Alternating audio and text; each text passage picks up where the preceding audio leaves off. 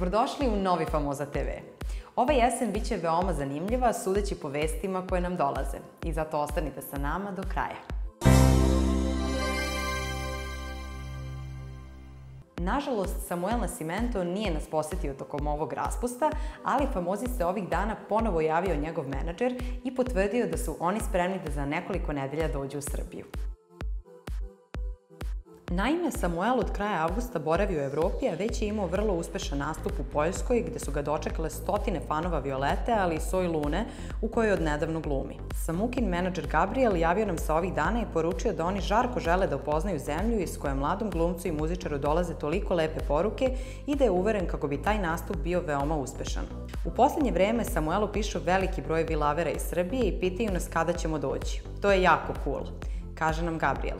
Po njegovim rečima, Samuel bi održao mini koncert, uradio intervju za Famozu, ali i potpisivao autograme i družio se sa fandomom. Osim toga, on obećava da bi narednog puta poveo i još neke zvezde Violete sa sobom.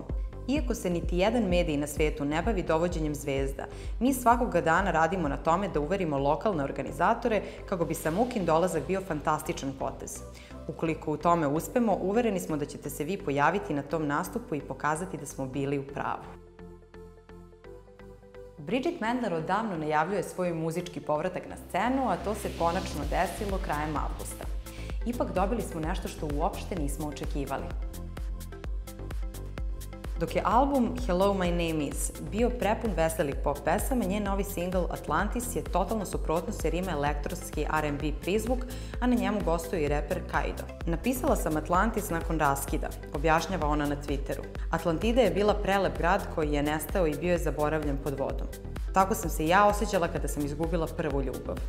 U priči ostaci te ljubavi još me proganjaju iako su duboko pod vodom, objasnila je Bridget temu ove pesme. Glumica i pevačica pritom misli na nedavni raskid četvorogodišnje veze sa kolegom Shaneom Harperom, o kome do sada uopšte nije progovarala. Nakon što je njena TV serija Undateable nedavno završena, Bridget je odlučila da se u potpunosti posveti muzici, a Atlantis će se naći na njenom mini albumu Nemesis, koji bi trebalo da se pojavi tokom jeseni. Gotovo niti jedan nastup slavnih pop zvezda ne može da prođe bez komentara da su oni čitav koncert otpevali na playback, odnosno da su samo otvarali usta tokom nastupa. Isti glas ovih dana bije i Justina Biebera. Od prvog dana turneje pa do sada često smo viđali izveštaje sa koncerata u kojima se kaže da je Justin samo otvarao usta, ali i da je Belieberima to nije smetalo jer su uživali u scenografiji i njegovom plesu. Na internetu su se čak pojavili i neki snimci gde tokom pesme čujemo Jusov glas, iako on u tom trenutku komunicira sa publikom ili samo igra. Nažalost, pevanje na playback je uobičajena pojava kada je reč o koncertima pop zvezda, naročito onih čiji je nastup vrlo zahtevan. Dok recimo Adele sve vreme stoji u mestu dok peva svoje hitove, Biebs pretrči kilometar na sceni što zahteva da deo pesama ne peva uživo. Sa druge strane, brojni snimci pokazuju da on svoje balade zaista peva, naročito kada je u pitanju akustični deo šoua. Na sličan način funkcionišu recimo nastupi Rihanne, Britney Spears ili Selene Gomez. Iako to ne zvuči sjajno, čak i muzički stručnjaci se slažu da je to jedini način da oni fizički izdrže svoje naporne nastupe i čitave turneje koje često podrazumevaju i po 4 do 5 koncerata svake nedelje.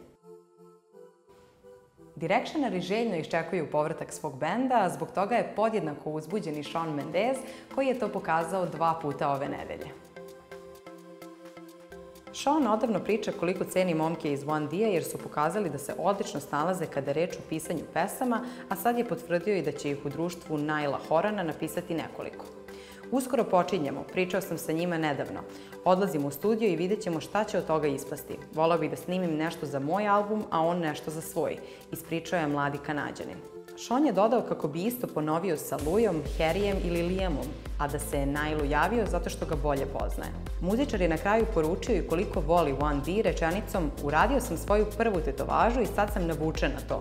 Mislim da ću uskoro na čelu imati natpis Volim One Direction." Shawn naravno nije ozbiljan, ali kada se One D ponovo okupi, nemojte biti iznenađeni ako on bude jedan od gostiju na prvim koncertima. Martina Stoessel neće na turneju pre proleća naredne godine, ali je najavila da će ove jeseni promovisati svoj Tini CD širom Evrope. Naravno, to je prilika da proverimo da li je tako nešto moguće organizovati i kod nas. Kao što znamo, prodaja Tini CD-a u Srbiji počela je fantastično, a čak je i Martina objavila članak sa Famoze gde smo javili kako su sve kopije razgrabljene za manje od 24 časa. To je njoj jasan pokazatelj da bi Srbija bila interesantna zemlja za posetu i da bi se na promociji pojavilo puno tinista i vi-lavera koji bi došli da kupe CD i donesu ga Martini na potpis. Iako se verovatno nikada nije desilo da jedna tako velika zvezda dođe u Srbiju kako bi promovisala svoju muziku, nama se čini da je to ostvarivo. Zato sa njenom muzičkom kućom koja ima predstavništvo u Beogradu pokušavamo da utvrdimo šta je potrebno da bi se to desilo, a o čemu ćemo vas obaveštavati na vreme. Inače, ukoliko bi Martina došla, to bi značilo da bi ona održala konferenciju, radila intervju za Famozu, potpisivala vam Tini CD i imala mini akustični koncert. Zvuči savršeno, a nadamo se da ćemo uskoro znati da li je to ostvarivo. Došlo je vreme za kraj još jednog našeg druženja, a mi vam se zahvaljujemo na svoj podršci koju nam pružate i naravno ne zaboravite da se pretplatite na naš kanal, a u komentarima nam napišite predloge za buduće izdanja. Vidimo se uskoro!